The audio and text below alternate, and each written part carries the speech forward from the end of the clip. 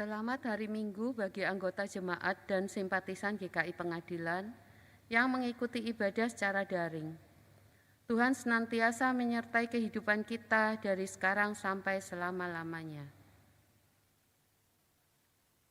Tuhan dalam kuasa kasih-Nya telah menemani setiap langkah kehidupan kita. Hari ini kita diundang untuk mampu berhimpun bersama dalam ibadah minggu. Marilah kita siapkan hati dan pikiran kita untuk menikmati setiap anugerah yang Tuhan nyatakan melalui ibadah hari ini.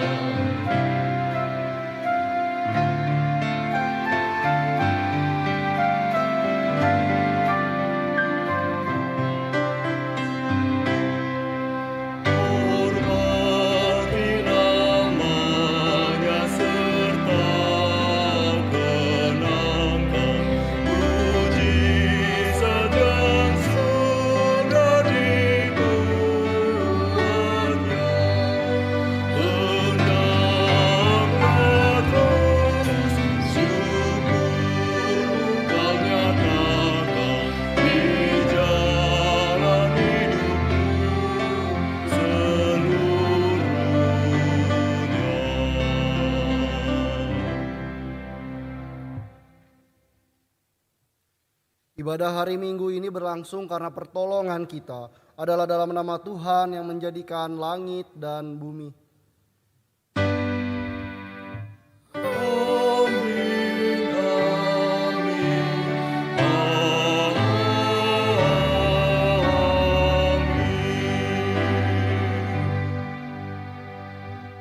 Tuhan beserta saudara.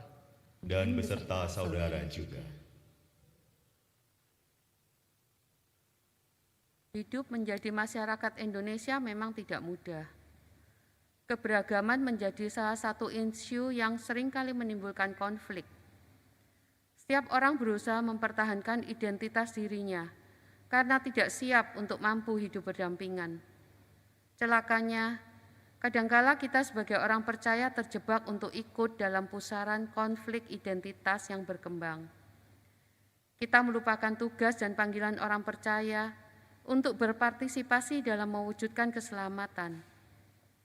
Setiap kita diajak untuk mampu menjadi setitik harapan di tengah situasi yang ada dengan menanggalkan ego yang ada. Markus 9 ayat 50b berbunyi, "Hendaklah kamu selalu mempunyai garam dalam dirimu dan selalu hidup berdamai yang seorang dengan yang lain." Umat mengambil waktu sejenak sebelum masuk doa pengakuan dosa.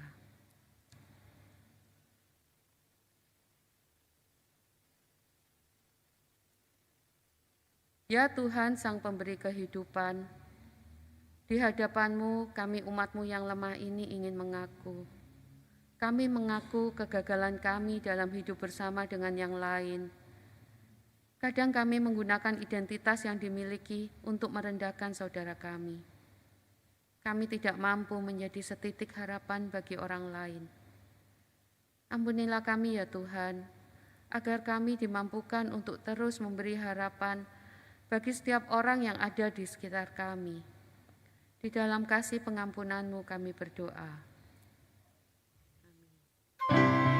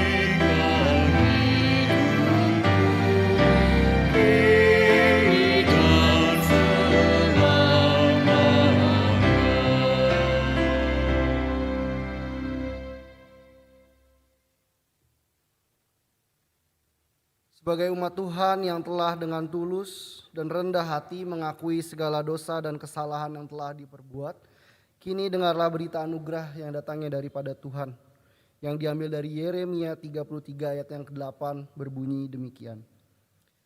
Aku akan mentahirkan mereka dari segala kesalahan yang mereka lakukan dengan berdosa terhadap aku, dan aku akan mengampuni segala kesalahan yang mereka lakukan dengan berdosa dan dengan memberontak terhadap aku.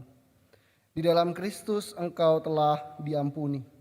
Di dalam Kristus engkau pun telah diampuni. Damai Kristus bagimu.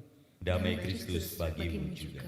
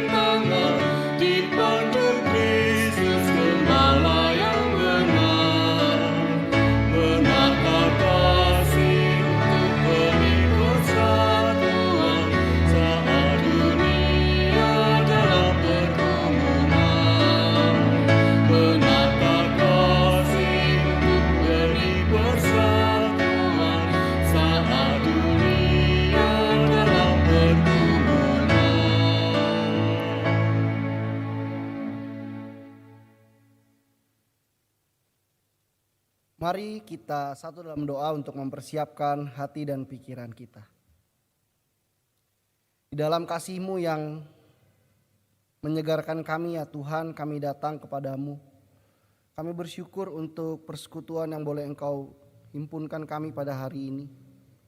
Kami boleh bersama-sama bersekutu, menyatukan hati kami untuk mendengarkan kebenaran daripada firman-Mu. Biarlah Tuhan melalui kebenaran firman-Mu ini kami terus diingatkan dan kami juga terus dipulihkan. Kami juga diajak untuk dapat terus melakukan apa yang Tuhan inginkan.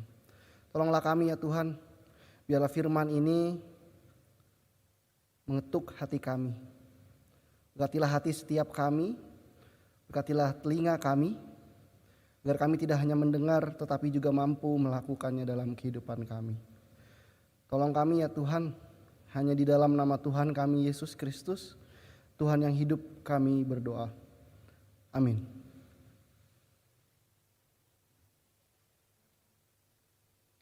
Diambil dari kitab Bilangan pasal 11 ayat 4 sampai 6, ayat 10 sampai dengan 16, dan ayat 24 sampai dengan 29. Bilangan 11 ayat 4 sampai dengan 6, ayat 10 sampai dengan 16, ayat 24 sampai dengan 29. Orang-orang bajingan yang ada di antara mereka kemasukan nafsu rakus, dan orang Israel pun menangislah pula serta berkata, "Siapakah yang akan memberi kita makan daging? Kita teringat kepada ikan yang kita makan di Mesir dengan tidak bayar apa-apa, kepada mentimun dan semangka, bawang pre, bawang merah dan bawang putih. Tetapi sekarang kita kurus kering, tidak ada sesuatu apapun kecuali mana ini saja yang kita lihat." Ketika Musa mendengar bangsa itu, yaitu orang-orang dari setiap kaum menangis di depan pintu kemahnya, bangkitlah murka Tuhan dengan sangat, dan hal itu dipandang jahat oleh Musa. Lalu berkatalah Musa kepada Tuhan, "Mengapa kau perlakukan hambamu ini dengan buruk? Dan mengapa aku tidak mendapat kasih karunia di matamu, sehingga engkau membebankan kepadaku tanggung jawab atas seluruh bangsa ini? Akukah yang mengandung seluruh bangsa ini? Atau akukah yang melahirkannya, sehingga engkau berkata kepadaku, pangkulah dia seperti pak pengasuh memangku anak yang menyusu, berjalan ke tanah yang kau janjikan dengan bersumpah kepada nenek moyangnya. Dari manakah aku mengambil daging untuk diberikan kepada seluruh bangsa ini? Sebab mereka menangis kepadaku dan berkata, berilah kami daging untuk dimakan. Aku seorang diri tidak dapat memikul tanggung jawab atas seluruh bangsa ini, sebab terlalu berat bagiku. Jika engkau berlaku demikian kepadaku, sebaiknya engkau membunuh aku saja, jika aku mendapat kasih karunia di matamu, supaya aku tidak harus melihat celakaku."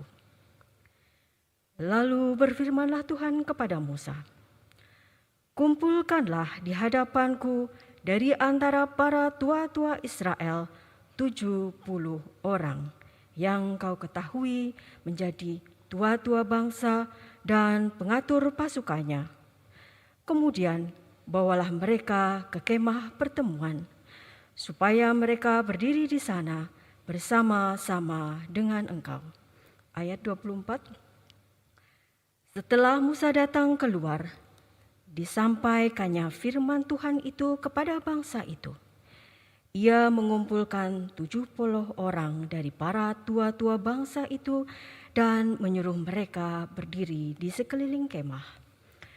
Lalu turunlah Tuhan dalam awan dan berbicara kepada Musa. Kemudian diambilnya sebagian dari roh yang hinggap padanya dan ditaruhnya atas ke-70 tua-tua itu. Ketika roh itu hinggap pada mereka, kepenuhanlah mereka seperti nabi, tetapi sesudah itu tidak lagi. Masih ada 2 orang tinggal di tempat perkemahan, yang seorang bernama Eldad, yang lain bernama Medad. Ketika roh itu hinggap pada mereka, mereka itu termasuk orang-orang yang dicatat, tetapi tidak turut pergi ke kemah.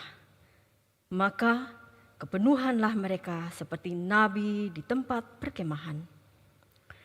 Lalu berlarilah seorang muda memberitahukan kepada Musa, "Eldad dan Medad kepenuhan seperti nabi di tempat perkemahan."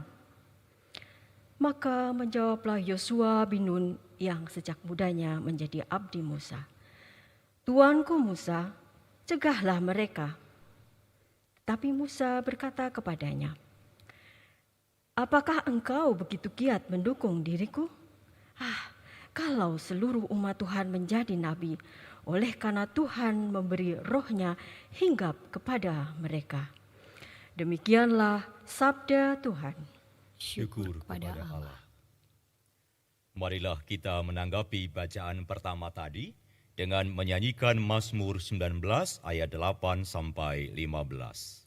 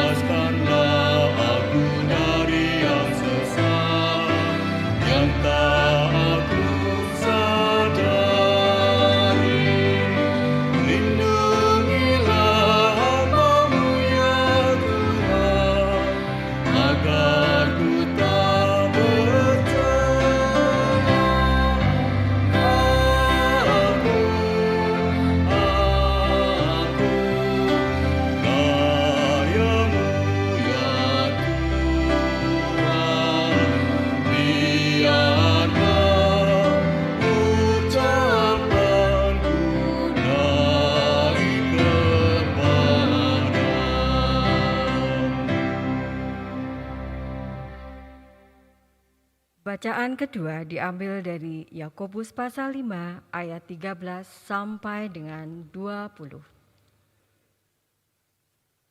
Yakobus 5 ayat 13 sampai dengan 20. Kalau ada seorang di antara kamu yang menderita, baiklah ia berdoa. Kalau ada seorang yang bergembira, baiklah ia menyanyi. Kalau ada seorang di antara kamu yang sakit, baiklah ia memanggil para penatua jemaat supaya mereka mendoakan dia serta mengolesnya dengan minyak dalam nama Tuhan. Dan doa yang lahir dari iman akan menyelamatkan orang sakit itu, dan Tuhan akan membangunkan dia. Dan jika ia telah berbuat dosa, maka dosanya itu akan diampuni. Karena itu, hendaklah kamu saling mengaku dosamu dan saling mendoakan supaya kamu sembuh. Doa orang yang benar, bila dengan yakin didoakan, sangat besar kuasanya. Elia adalah manusia biasa sama seperti kita, dan ia telah bersungguh-sungguh berdoa supaya hujan jangan turun, dan hujan pun tidak turun di bumi selama 3 tahun dan 6 bulan. Lalu berdoa pula, dan langit menurunkan hujan, dan bumi pun mengeluarkan buahnya. Saudara-saudaraku, jika ada di antara kamu yang menyimpang dari kebenaran, dan ada seorang yang membuat dia berbalik, ketahuilah bahwa barang siapa membuat orang berdosa berbalik dari jalannya yang sesat, ia akan menyelamatkan jiwa orang itu dari maut dan menutupi banyak dosa. Demikianlah sabda Tuhan. Syukur kepada Allah.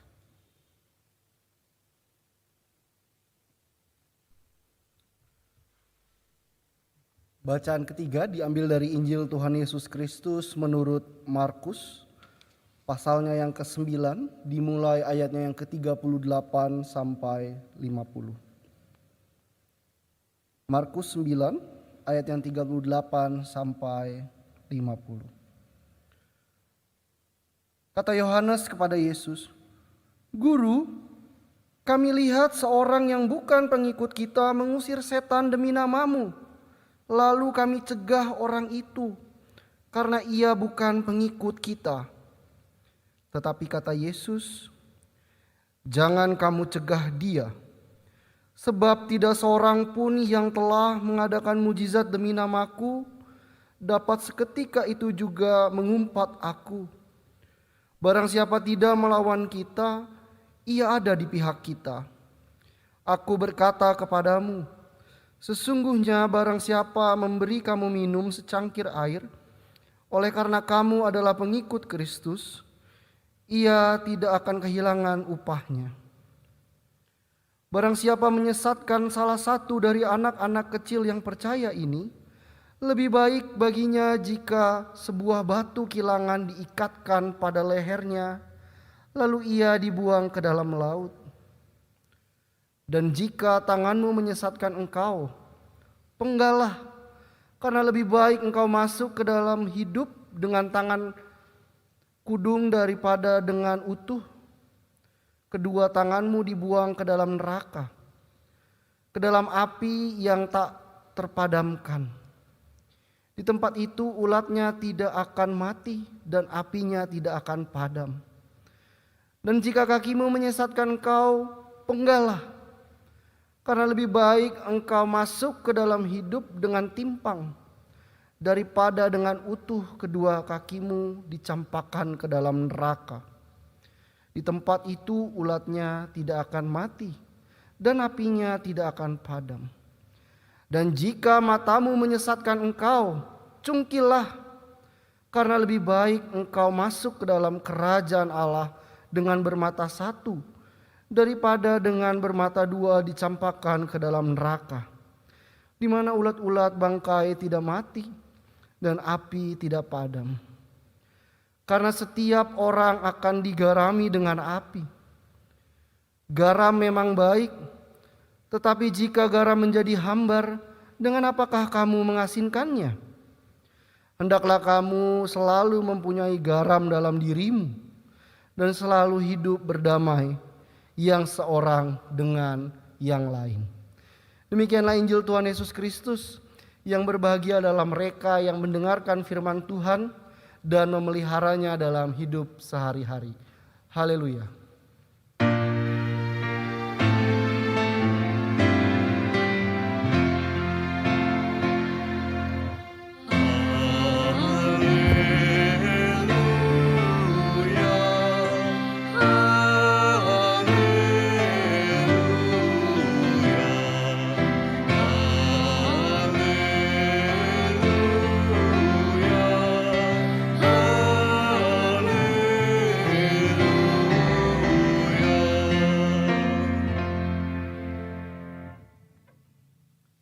Selamat hari Minggu Bapak Ibu yang dikasihi oleh Tuhan, yang berada di rumah ataupun yang ada di gedung gereja.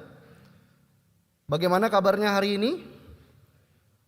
Baik, luar biasa, atau masih merasa kebingungan dan takut dalam menjalani kehidupan ini? Tentu semuanya punya perasaannya masing-masing dalam menjalani kehidupan hari lepas hari. Namun hari ini kita mau belajar melalui bulan Kespel. Kalau Bapak Ibu menyadari, kalau ikut tiap minggu ya, dari awal minggu bulan September sampai akhir ini, kita disuguhkan bagaimana perjalanan gereja melalui bidang Kespel hadir di tengah-tengah masyarakat untuk saling menopang satu dengan yang lain. Jika Bapak Ibu baru mengikuti ibadah ini di tengah-tengah, nanti setelah selesai Bapak Ibu bisa mundur sedikit di YouTube untuk melihat apa saja yang sudah dikerjakan oleh teman-teman yang berada di bidang Kespel. Hal itu adalah wujud bagaimana gereja hadir di tengah-tengah kehidupan. Bagaimana gereja tidak hanya menjadi asik dengan dirinya sendiri, asik dengan anggota jemaatnya sendiri, tetapi gereja juga keluar untuk menyatakan kasih Tuhan yang tidak terbatas. Ketika kita melihat tadi dalam perjalanan Kespel, dalam melayani, kita melihat tidak hanya orang-orang percaya saja yang dilayani. Kita melihat tidak hanya orang-orang Kristen saja yang menjadi fokus pelayanan, tetapi juga orang-orang banyak, orang-orang yang ada di sekitar gereja yang juga menjadi fokus pelayanan daripada gereja. Bahwa gereja tidak menutup diri, tidak asik sendiri, tetapi gereja keluar untuk mempersaksikan kasih setia Tuhan. Tetapi Bapak Ibu yang dikasihi oleh Tuhan, ketika keluar dari gereja melayani sesama manusia, ternyata tidak mudah. Masih banyak orang-orang percaya atau orang-orang Kristen enggan untuk keluar, merasa tidak perlu, merasa ingin fokus saja di dalam gereja, di dalam persekutuannya saja. Menganggap orang lain itu bukan bagian kita, bukan golongan kita. Kalau anak muda bilangnya bukan circle kita. Kalau orang bukan dalam lingkaran kita, untuk apa dibantu? Kita bantu dulu yang di dalam.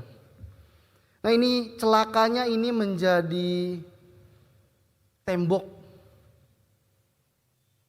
kehidupan gereja dengan kehidupan dunia. Kadangkala gereja sibuk membangun tembok sampai lupa mereka ternyata hidup di tengah dunia yang luas yang Tuhan berikan. Sehingga lupa akan panggilannya untuk dapat mempersaksikan Tuhan di tengah kehidupan dunia. Kita merasa kalau orang bukan berada di dalam lingkaran kita, circle kita, dia bukan bagian dari kita. Sehingga orang-orang itu tidak layak menerima kasih setia Tuhan. Inilah yang terjadi ketika kita sebagai orang percaya memakai identitas kita hanya untuk membeda-bedakan. Tetapi apa yang terjadi ketika Tuhan datang? Ketika kita melihat bahwa Tuhan bukan lagi menjadi pemisah antara kehidupan religius dengan kehidupan dunia. Apa yang mau kita lihat Bapak Ibu yang dikasihi oleh Tuhan? Apa yang mau kita renungkan pada hari ini? Apa juga yang menghambat kita sebagai orang percaya untuk menjadi setitik harapan di tengah-tengah kehidupan ini? Mari kita lihat dalam bacaan kita yang pertama tadi. Dalam bacaan Injil kita yang diambil dari Markus 9 ayatnya 38 sampai 50. Kita melihat ada dua kisah. Kisah yang pertama bagaimana para murid atau Yohanes menghentikan orang yang mengusir setan di dalam nama Tuhan.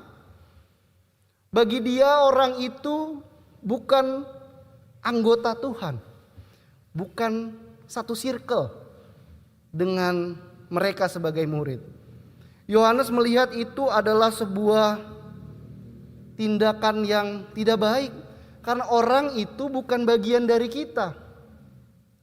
Bagaimana mungkin dia bisa memakai nama Tuhan untuk mengusir setan? Bagaimana orang bisa memakai nama Tuhan untuk berbuat baik, sedangkan dia tidak berada di dalam lingkaran kita?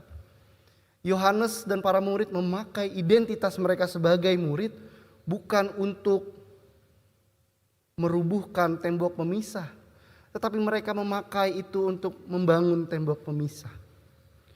Dan inilah yang menjadi teguran. Karena bagi Tuhan, setiap orang yang melakukan kebaikan, melakukan mukjizat adalah orang-orang yang baik juga. Bukan untuk dimusuhi, tetapi ia menjadi bagian besar dalam kuasa Allah. Bahwa para murid menganggap hal itu tidak baik, tetapi Tuhan menganggap itu sebagai sebuah kesempatan supaya orang tidak lagi memisahkan diri, tetapi orang merobohkan tembok-tembok yang ada. Bahwa Tuhan melihat bahwa setiap orang tidaklah bermusuhan satu dengan yang lain ketika nama Tuhan dipermuliakan melalui perbuatannya. Dan Tuhan menegur dengan keras para murid yang mencoba memakai identitas itu untuk memisahkan diri. Tetapi Tuhan mengajarkan bagaimana setiap orang perlu membangun jembatan supaya terjadi keterhubungan, membuka dialog. Bukan malah membangun tembok tinggi, tetapi Tuhan merobohkan itu supaya setiap orang bisa berkomunikasi satu dengan yang lain. Sehingga orang juga dapat mengenal Tuhan melalui perbuatan kita. Dan inilah yang Tuhan tegur dalam kisah yang pertama. Kalau kita baca perikop selanjutnya di ayat 42 sampai 50, ada hal yang menarik. Ini adalah kelanjutan dari apa yang Tuhan katakan sebelumnya. Ketika para murid asik dan sibuk membangun identitas mereka sebagai murid, tidak ada yang boleh mengklaim yang lainnya, tetapi Tuhan malah menegur para murid. Kalau kita melihat di sini ada analogi yang menyeramkan. Jika tanganmu berdosa, penggalah. Jika kakimu berdosa menyesatkanmu, potonglah. Matamu menyesatkanmu, cungkilah. Ini tentu sebuah analogi yang menakutkan. Tetapi sebenarnya analogi ini ingin menunjukkan bagaimana para murid perlu mengoreksi dirinya. memotong, mencungkil, dan sama aja ya, memotong tangan, memotong kaki, dan mencungkil mata.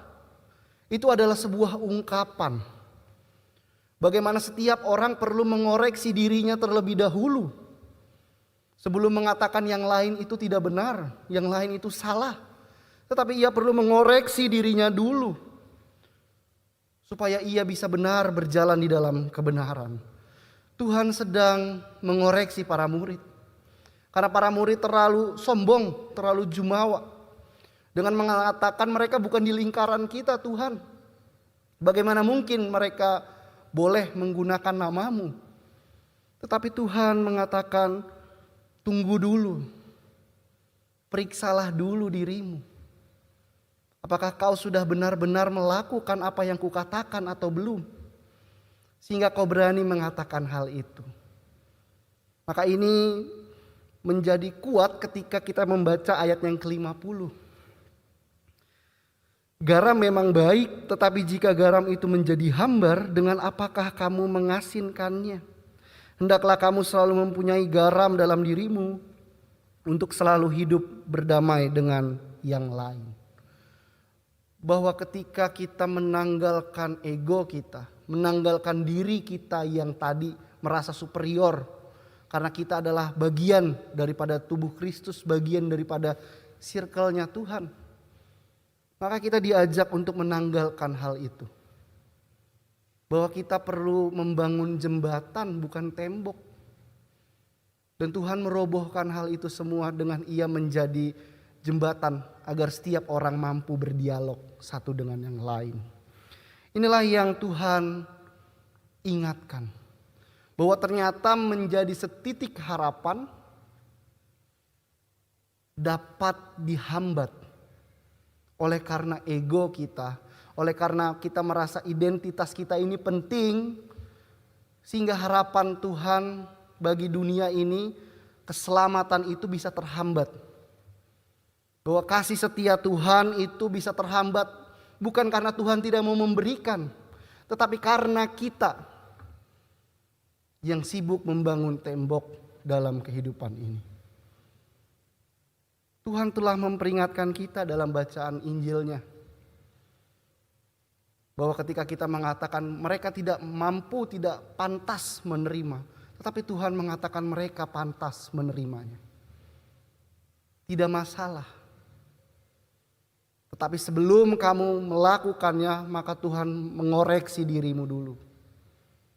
Jangan kita mengatakan dia salah, dia aneh, tetapi kita tidak pernah mengoreksi diri kita.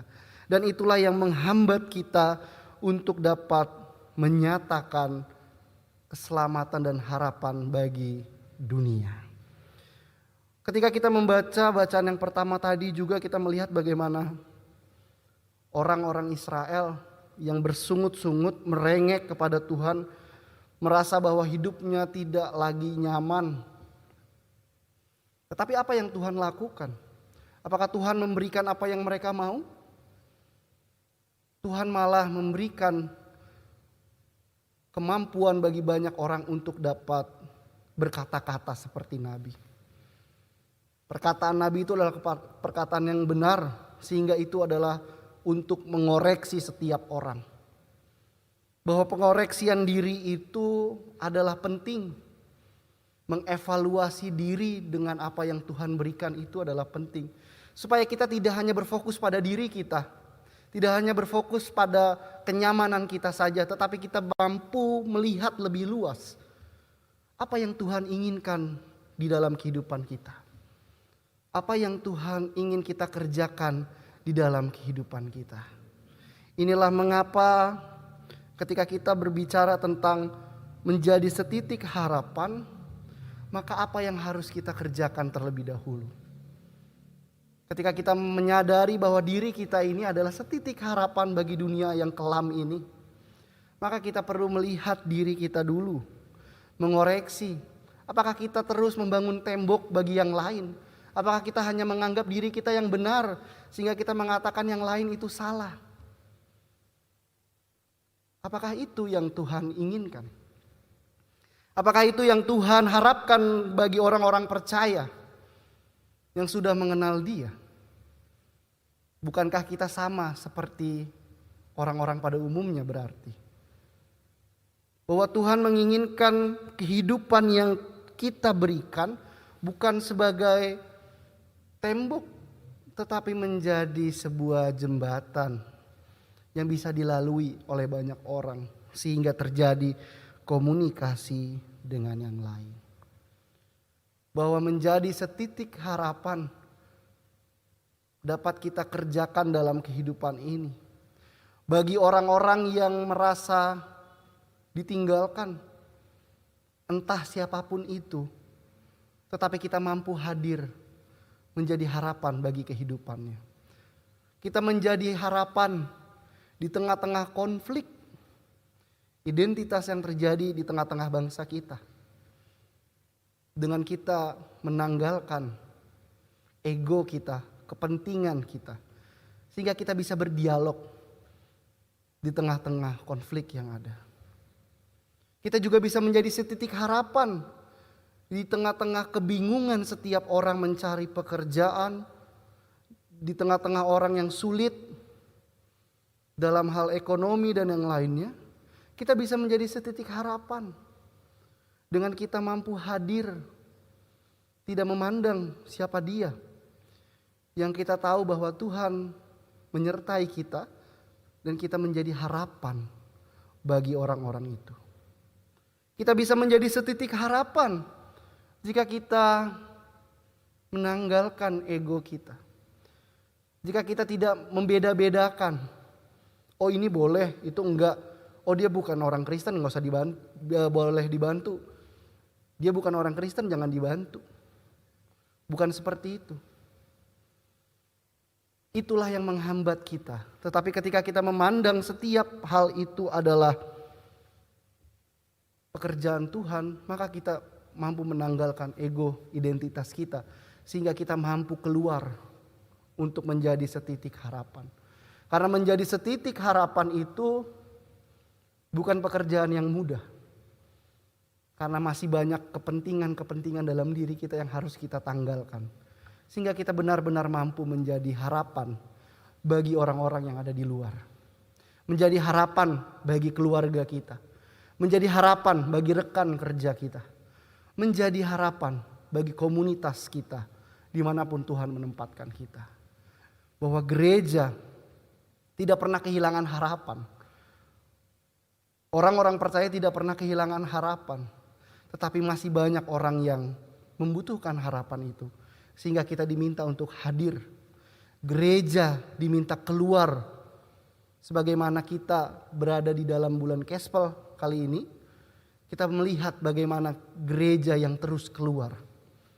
Tidak hanya di dalam saja. Tetapi ia keluar. Untuk menjadi harapan di tengah-tengah orang lain. Lakukanlah itu. Walaupun kecil. Lakukanlah. Agar harapan-harapan itu yang kecil-kecil tadi jika dikumpulkan akan menjadi besar. Dan tetap mengingat bahwa hal-hal yang menghambat tadi seperti para murid perlu kita tanggalkan. Jangan lagi melihat orang berdasarkan identitasnya. Tetapi pandanglah orang-orang tersebut adalah milik Tuhan. Dan kita perlu memberikan harapan dalam kehidupannya. Tuhan terus menyertai kita. Dan Tuhan terus memampukan kita untuk menjadi setitik harapan di tengah-tengah kehidupan kita yang membutuhkan harapan. Tuhan menyertai kita dan Tuhan terus memberkati kita. Amin.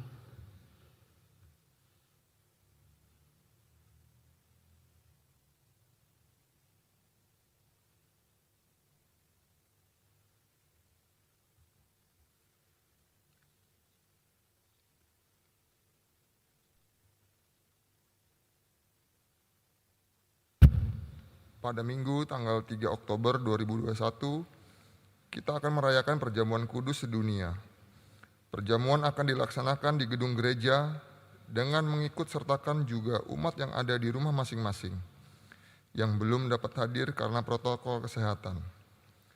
Untuk menyambut perayaan itu, mari kita mempersiapkan diri dengan memeriksa diri kita masing-masing. Pada perjamuan terakhir, Kristus meminta kita merayakan perjamuan kudus untuk mengenangnya. Mengenang Kristus berarti mengalami kehadirannya dalam hidup sesehari dan menyadari bahwa Kristus telah berkorban demi keselamatan kita. Sudahkah saudara hidup dalam persekutuan yang akrab dengan Yesus, sehingga saudara mengalami kasih, kuasa, dan kebenarannya? Yakinkah saudara bahwa Kristus telah mengorbankan hidupnya demi keselamatan saudara?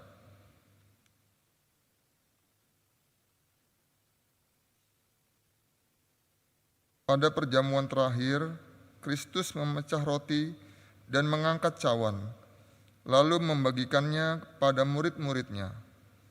Ketika menerima roti dan air anggur, simbol tubuh dan darah Yesus, kita dipersatukan dengan Kristus. Yesus menjadi kepala, sedang kita adalah tubuhnya.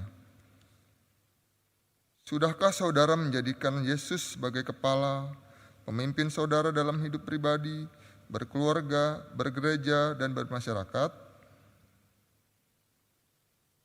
Sudahkah saudara hidup dalam kasih dengan saudara seiman, yang adalah sesama anggota tubuh Kristus?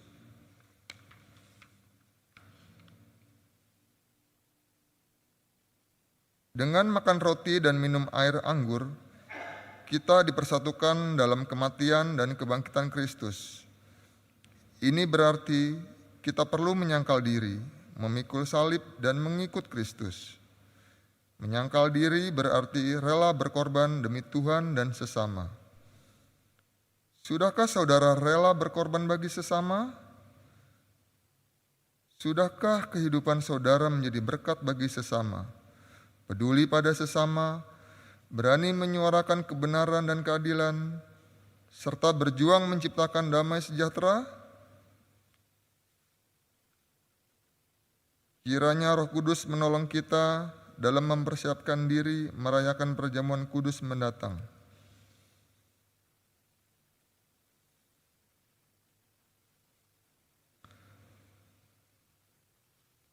Bersama dengan umat Allah di masa lalu, masa kini, dan masa depan, dengan mengingat pengakuan pada baptisan kita, mari kita mengucapkan pengakuan iman rasuli yang berbunyi demikian.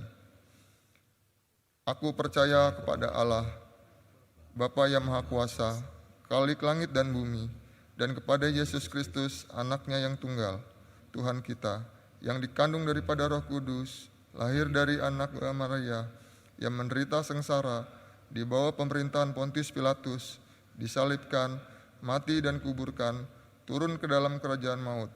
Pada hari yang ketiga, bangkit pula dari antara orang mati, naik ke sorga, duduk di sebelah kanan Allah Bapa yang Maha Kuasa, dan dari sana ia akan datang untuk menghakimi orang yang hidup yang mati. Aku percaya kepada Roh Kudus, gereja yang kudus dan am, persekutuan orang kudus, pengampunan dosa, kebangkitan orang mati, dan hidup yang kekal. Amin.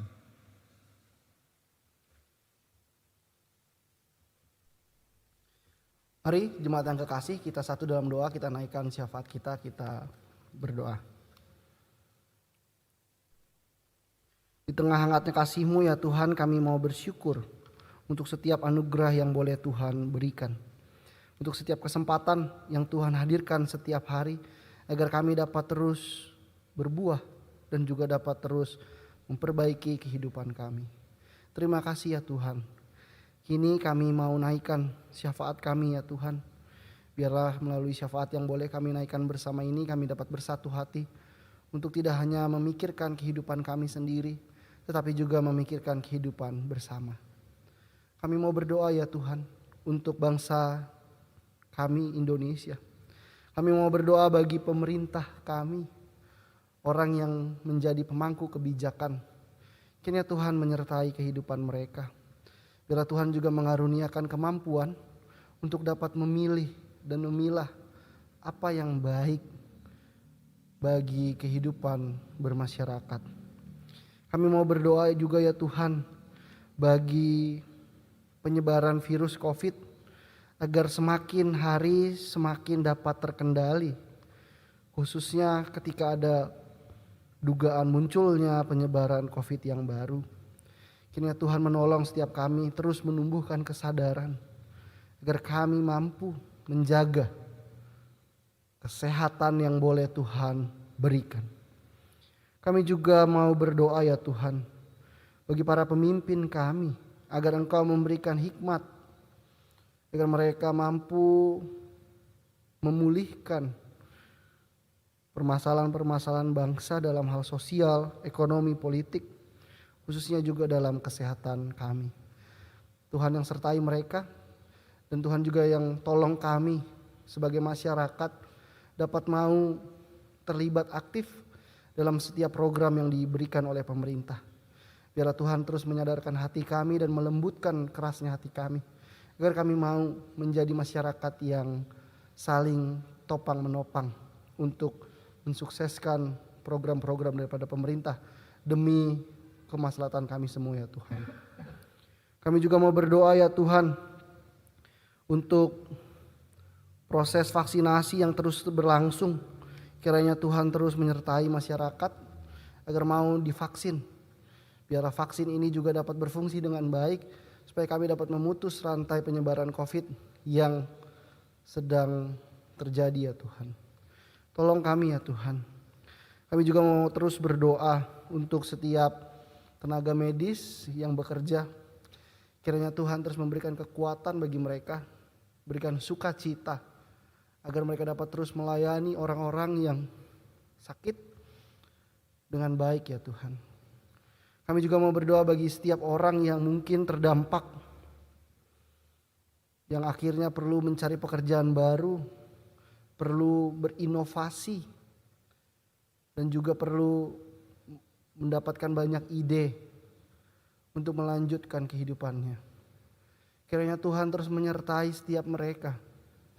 Biarlah Tuhan terus yang memberikan peluang sehingga mereka dapat terus menjalani kehidupan ini.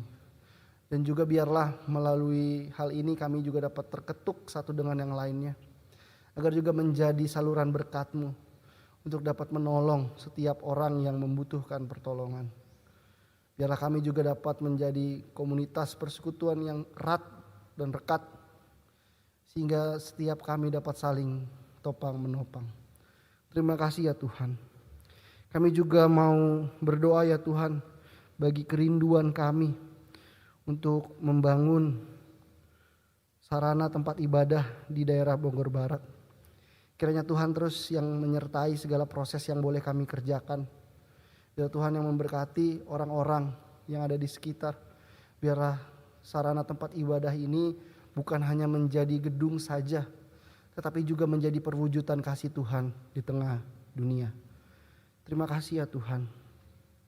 Kami juga mau berdoa bagi kami semua, anggota jemaat ataupun simpatisan yang ada di GKI Pengadilan Bogor. Kiranya Tuhan menumbuhkan kesadaran dan komitmen di dalam hati kami untuk dapat mengambil bagian dalam setiap pelayanan yang ada di gereja-Mu. Biarlah kami dapat memandang bahwa yang kami layani adalah Engkau sebagai Sang Kepala Gereja. Tuhan yang tumbuhkan perasaan itu, dan Tuhan yang terus sertai setiap pelayanan yang boleh Tuhan percayakan dalam hidup umat-Mu. Tolong kami ya Tuhan. Kami juga mau berdoa ya Tuhan untuk setiap orang yang mungkin masih terpapar, orang-orang yang masih memiliki sakit yang lain, sakit menahun. Kiranya Tuhan yang terus sertai dan Tuhan yang berkati obat-obatan serta tenaga medis yang menolongnya. Kami juga mau berdoa ya Tuhan untuk setiap saudara-saudara kami yang sedang sakit. Ada Bapak Simpson Tarigan, Ibu Kristina Jatmoko, kiranya Tuhan yang sertai. Biarlah sakit yang boleh mereka alami dapat dipulihkan melalui obat-obatan, tenaga medis yang Tuhan sertai dan Tuhan berkati.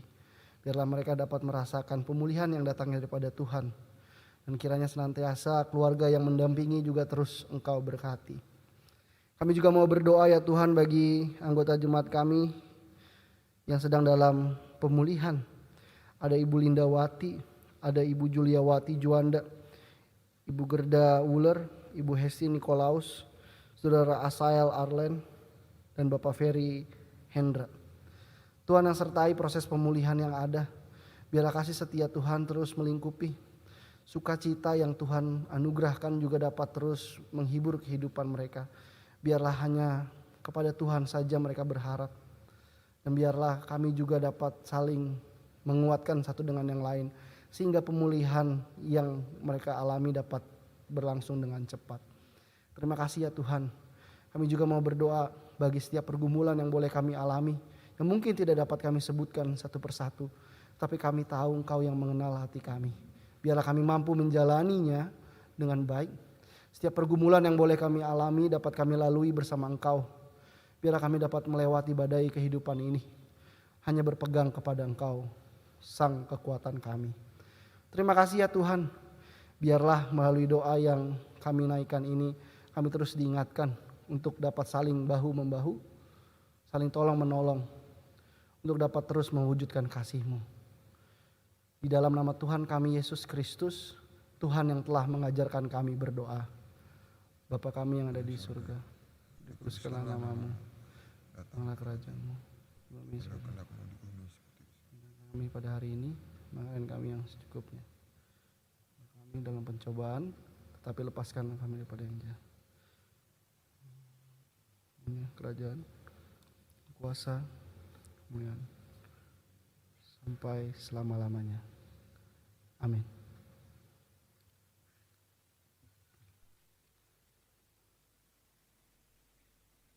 Kini tiba saatnya bagi kita untuk memberikan ungkapan syukur atas perbuatan Tuhan dalam hidup ini. Sambil mengingat firman Tuhan dalam Mazmur 52 ayat 11. Aku hendak bersyukur kepadamu selama-lamanya, sebab Engkaulah yang bertindak karena nama-Mu baik. Aku hendak memasyurkannya di depan orang-orang yang Kau kasihi. Umat dapat memberikan persembahan dengan cara melakukan transfer dengan scan QR code atau transfer langsung ke rekening BCA GKI Pengadilan.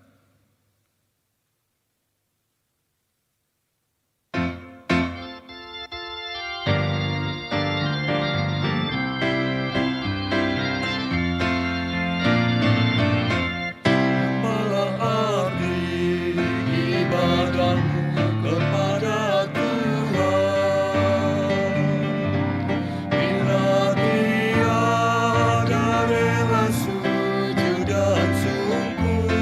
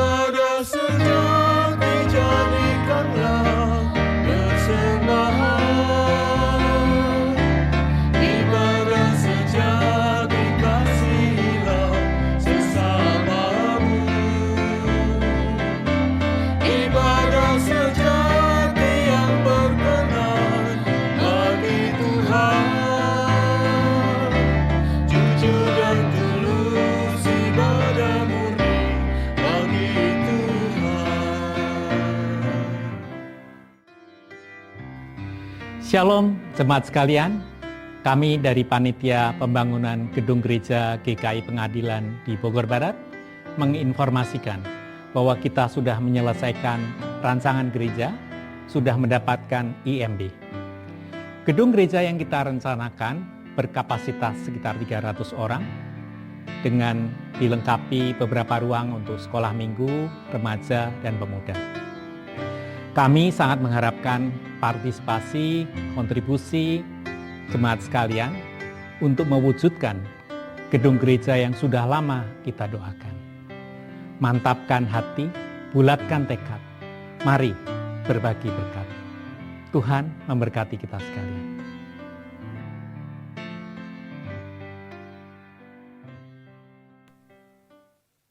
Mari kita bawa persembahan kita. Ya Tuhan Allah kami, sumber dan pemberi segala karunia yang baik. Kami mengucap syukur padamu untuk segala berkat dan kasih dan pemeliharaan-Mu yang telah Engkau berikan kepada kami sepanjang hari dan minggu yang telah kami lewati. Kami bawa persembahan ini sebagai tanda syukur dan penyerahan hidup kami kepadamu. Terimalah dan kuduskanlah. Kami berdoa di dalam nama Tuhan Yesus Kristus. Amin.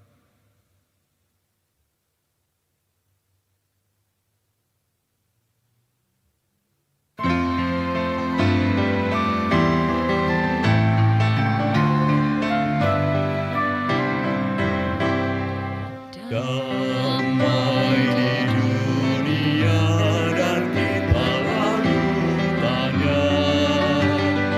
Damai sejahtera hamburkan kemaknanya. Allah Bapa kita, kita anaknya. Rukun bersaudara, penuh bahagia. Damai di dunia, dan inilah saatnya. Ucapkan hikaru, jalankan beritanya. Setiap kata dan karya kita memuji namanya. Damai di dunia, kini dan selamanya. Kini dan selamanya. Mari, menjadi titik harapan bukanlah pekerjaan yang mudah. Perlu ketekunan dan kesadaran bahwa Tuhan telah mengundang kita untuk melakukannya. Teruslah menjadi setitik harapan bagi kehidupan agar damai di dunia ini dapat terwujud. Mari kita arahkan hati kita kepada Tuhan. Kami mengarahkan hati kami kepada Tuhan. Jadilah saksi Kristus, Syukur kepada Allah, terpujilah Tuhan. kini dan selamanya. Mari kita menerima berkat dari Tuhan. Tuhan memberkati kita dan melindungi kita. Tuhan menyinari kita dengan wajah-Nya dan memberi kita kasih karunia. Tuhan menghadapkan wajah-Nya kepada kita dan memberi kita damai sejahtera.